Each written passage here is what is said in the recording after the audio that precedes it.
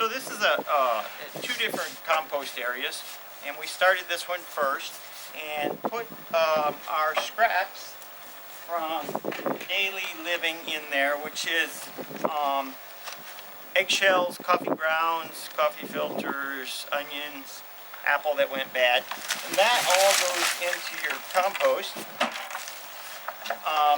And I do it all winter, even though it's landing here frozen and staying there. You put layers of grass that are around, so you'll dump a bucket of that, and some armloads of grass. If you don't have the grass, it's fine. Preferably randomly out through the summer, you're going to put some buckets of water on, which makes it cook faster, so to speak.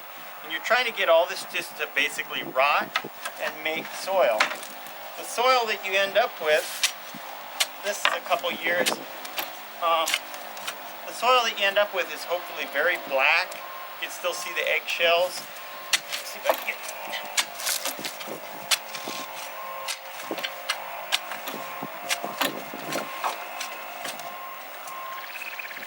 This is just really healthy for your plants, full of nutrients, and pretty much essential for your garden to be self-sustaining. So the first year you plant a garden behind your house, you might get great turnips and everything, carrots. Each year your soil gets more depleted, so this is really essential that you put compost in. You're making compost with your carrot scraps, your garden waste, and you're putting it back into the soil. That's the whole story. This took a couple years, and in the process, when this one got far enough along, we built another one, and then we were able to start using the first one, if that makes any sense. That's what you're after. So this is compost. Like I said, the eggshells still haven't completely broken down. It's not quite as far along as maybe I'd like it, but it's ready to go in the garden.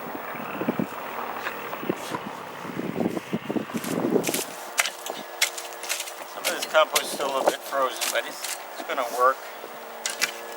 Any roots you see that are growing, live roots that are somehow in that compost, here's an example. Go ahead and get out of there. You don't want to introduce weeds to your garden. There's some existing weeds. They're just living here from last season. Other than that, we're pretty much ready to stir up our soil for the year. I've already added some organic fertilizer. I'm going to put a little bit more.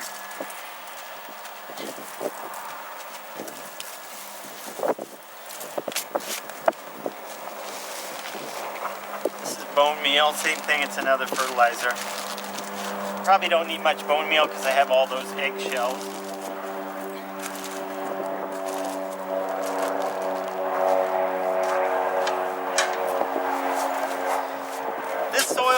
It's an old box from that Windows came in, so the box is about, there's the bottom, it's about that deep. Just deep enough to grow carrots. This is really efficient. It's not sitting on the ground, so the cold earth is not sucking the heat out of our box. All I'm doing now is mixing in our compost and our fertilizer, stirring up the soil from last season, getting ready to plant. What is it? The end of May. It's about 35 degrees. It's a little bit cold, but these boxes, I'll show you, are basically small greenhouses. So your plants seeds are going to be germinating in there. They get an early start when it's still pretty cold out. There's ice right behind you.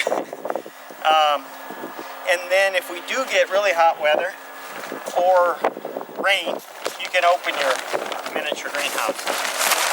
And partway through the season, your plants are going to be so big that you might have to leave it open. But at that point, it's summertime and we're doing fine.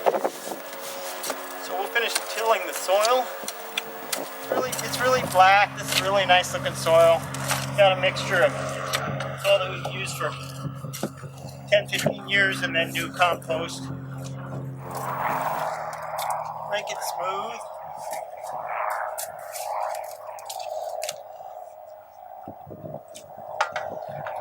anytime you're planting seeds, they come with directions of how deep. Because we're in the Arctic and we have a short season, I don't plant them very deep, so a lot of times it's less. I won't plant a pea 1 inch in the soil like it says, because in the States I think everything's warmer and they have a longer season. But it's just, you're putting your seed just below the surface, so they're in darkness. You need soil compression, which means you gotta tamp the soil back down. We just stirred it up. Basically, your seed needs to have sort of a tight nest of soil around it. So a loose, fluffy soil around the seed is not going to help for germination.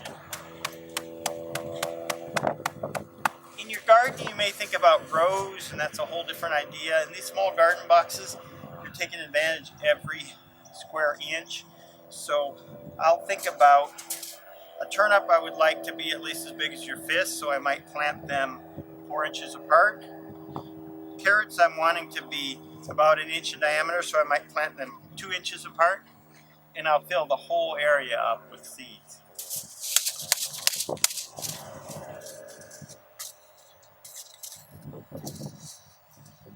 So here I'll be planting carrots, and carrots are really slow germinators, so you want the longest possible season, and they might take 2 weeks to come up. In that time, the weeds are going to be trying to grow.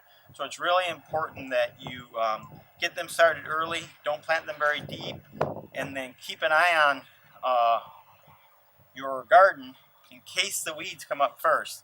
You can get them out of the way. And so I'm going to put these about every 2 inches throughout the whole garden. And I will come back later and finish. I have other things I got to do right now, but basically after I've done an area of planting the seeds, I'm going to put a small amount of soil over the seeds, and then I'm going to do that tamping again for soil compression up against the seeds. That's it.